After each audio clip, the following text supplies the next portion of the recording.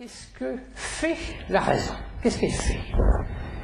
Et ma raison pour poser plutôt le problème comme ça, c'est le fait que ça va me permettre de parvenir à la réponse que donne Deleuze à cette question. Réponse que Deleuze va emprunter à un champ subversif. Parce que à la question qu'est-ce que fait la raison, qu'est-ce qu'il peut bien faire la raison, la réponse de Deleuze c'est que la raison tonne en son cratère. La raison tonne en son cratère. Alors, pourquoi cette image? Il y en a certains qui ont comparé la raison, on l'a rappelé récemment, qui ont comparé la raison à un tribunal, par exemple. Alors pourquoi voir plutôt la raison comme un cratère? Il y a une raison très précise, c'est que Deleuze, dans cette thèse, suit une méthode qu'il a découverte chez Bergson, et cette méthode est relativement bien connue parce qu'elle se résume dans deux figures célèbres. La figure la plus célèbre, c'est la figure du cône par lequel Bergson représente l'inconscient. Et là, on voit déjà qu'il y a une sorte de rapport entre la question de la raison et la question de l'inconscient. Qu'est-ce que c'est que ce cône? Bergson dit l'inconscient c'est beaucoup plus vaste que la conscience. Il faut la comparer justement à un volume conique où la conscience occuperait simplement le point, l'extrémité ponctuelle du cône. Et ça c'est le premier schéma. Et le deuxième schéma, c'est une sorte de 8. Que j'appellerais plutôt les boucles de Bergson. On va voir à quoi ça va pouvoir nous servir. Alors pourquoi est-ce que j'ai choisi cette approche de la question? Parce que cette approche bergsonienne et deleuzienne, je crois, va nous permettre de prendre la mesure de quelque chose qui est présent chez un autre classique de la philosophie, un élément de la bibliographie sur la raison qui est tout à fait incontournable, comme on dit. C'est un livre de Schopenhauer qui s'appelle « La quadruple racine du principe de raison suffisante ». Qu'est-ce que ça peut bien être que la quadruple racine du principe de raison suffisante? Pour notre propos d'aujourd'hui, d'ailleurs, il suffira cette quadruple racine, il lui suffira d'en retenir 3 éléments, il suffira de retenir 3 racines. Quelle est l'idée de Schopenhauer? L'idée essentielle, c'est que la notion de raison est un terme, le terme de raison, le mot raison est un terme ambigu. Un terme ambigu qui recouvre au moins 3 choses organiquement liées mais néanmoins distinctes. Une raison, qu'est-ce que ça peut être? Ça peut signifier, premièrement, une raison d'être. Deuxièmement, ça peut signifier une raison de penser telle ou telle chose.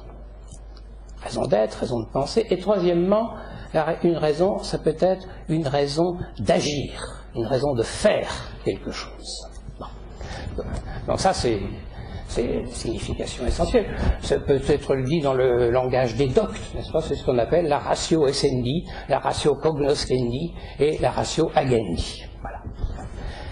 Alors, cette triple racine, au moins triple racine de la raison, va nous mettre sur la voie, je crois, d'un concept capital sur le rapport entre raison et religion. Le concept qui commande tout le rapport entre raison et religion. Comment est-ce que nous y parviendrons? Il nous faut nous demander, puisque nous partons du thème de la raison,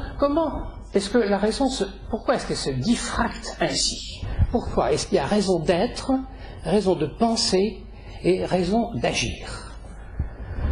La réponse se trouve dans un concept assez technique, mais malgré sa technicité, il joue ce rôle capital que j'annonce. Je vais d'abord le présenter par énumération. Sous ce concept, qu'est-ce que nous allons trouver? Nous allons trouver l'être, nous allons trouver le vrai, et nous allons trouver le bien. Et ça porte un nom en philosophie. Qu'est-ce qui réunit l'être, le vrai et le bien? C'est ce qu'on appelle en philosophie des transcendantaux. Ces transcendantaux, ils ont été déjà énumérés, comme je viens de le faire, par Platon. Il faudra attendre au moins Aristote pour qu'ils soient définis, et ce sont les scolastiques qui vont leur donner leur nom. Et c'est un indice de la pertinence du concept, que ce soit dans la scolastique, les transcendantaux est reçu. Tout le monde sait ce que c'est, tout le monde comprend quelque chose à cette notion, l'être, le vrai, le bien, mais les réunir sous le terme de transcendantaux, il a fallu les scolastiques pour ça. Et pourquoi est-ce que ces concepts sont essentiels ici? Parce qu'ils vont définir ce que je vais appeler, puisque c'est les transcendantaux, ce que je vais appeler le territoire transcendantal. Le territoire transcendantal, et ce territoire transcendantal, il va devenir un enjeu. Il va devenir l'objet de prétention en conflit. Il y a les transcendantaux, et il va y avoir des prétendants aux transcendantaux. Et qui sont ces prétendants? Eh bien, ces prétendants, c'est la religion et la philosophie, précisément. De quoi nous parle la philosophie? Elle nous parle de l'être, et ce qu'il en est de l'être, ce qu'il en est du vrai, ce qu'il en est du bien, essentiellement. Mais les religions, elles aussi, depuis toujours, se prononcent sur ce qui est, ce qu'il y a un au-delà, etc., se prononcent sur ce qui est vrai, se prononcent sur ce qui est bien ou mal, etc. Par conséquent, nous nous apercevons que bien avant que la philosophie n'intervienne, parce que là, il y a une hétérogénéité, historique qu'il faut absolument respecter, c'est le fait que, évidemment, la religion, c'est vieux comme le monde. Alors que la philosophie, comme vous le savez, ça date de Thalès. Bon. Et donc la philosophie est toujours une nouvelle née par rapport à ce fond religieux. Puis la deuxième différence, la deuxième hétérogénéité, évidemment, c'est que sur ces mêmes transcendantaux, qui font l'enjeu commun,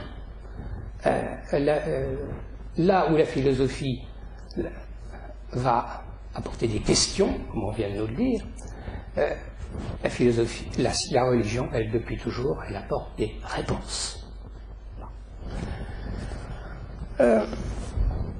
Donc, sur ce territoire transcendantal,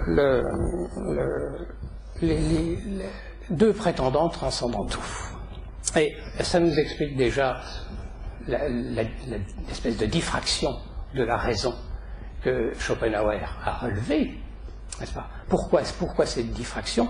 Eh bien, parce que, ça c'est très important, parce que ces trois racines de la raison, que je viens de rappeler, ces trois racines de la raison, d'une certaine façon, elles vont être accordées aux transcendantaux en question. N'est-ce pas? Raison d'être, comme son nom l'indique. Les raisons d'être, elles sont accordées à l'être. Les raisons de penser, elles sont accordées au vrai. Et les raisons d'agir, elles sont accordées au bien. C'est en tout cas la norme.